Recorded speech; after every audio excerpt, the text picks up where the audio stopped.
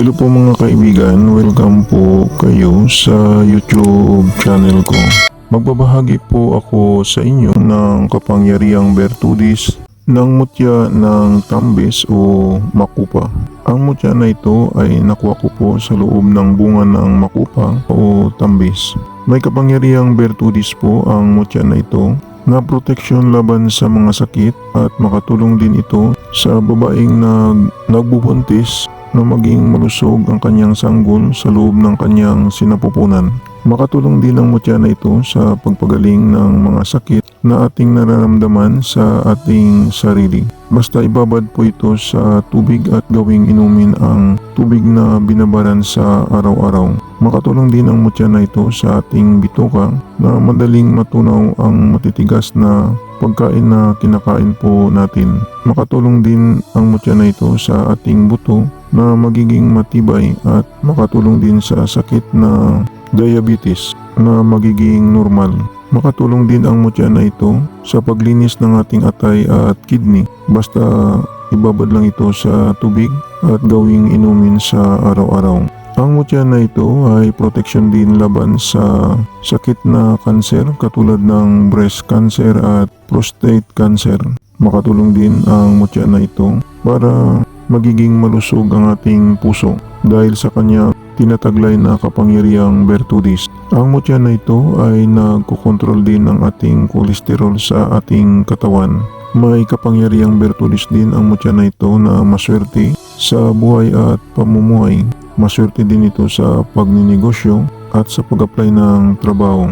Nagpapalakas din ng alindog at karisma ang mutya na ito at panghalina sa puso ng tao. Ang mutya ng makupa ay proteksyon din laban sa kapangyarihang itim katulad ng kulam, barang, balipad, hangin, sa mga masamang engkanto, sa mga masamang elemento at sa masamang espiritu. Makatulong din ang mutya na ito.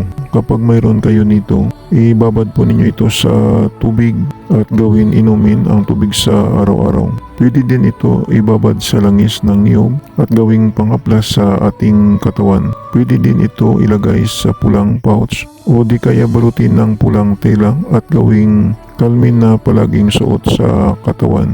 Ang mutya na ito ay malaki ang maitutulong po sa atin kapag mayroon tayo nito. Tingnan na lang po ninyo ang kanyang video.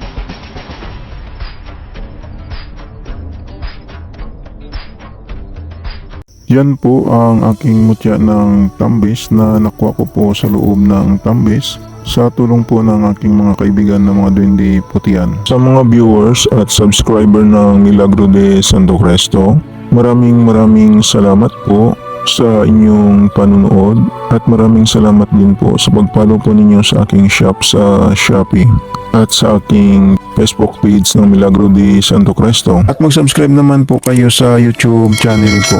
Panoorin na lang po ninyo ang second channel ko sa YouTube, sa Milagro de Santo Cristo 2. Baka may magustuhan po kayo na mga lamang gamot na magagamit po ninyo. Paalala lang po, ang mga mayuwagang dasal at orasyon na binabahagi ko sa inyo ay gagamitin lang po ninyo sa kabutihan.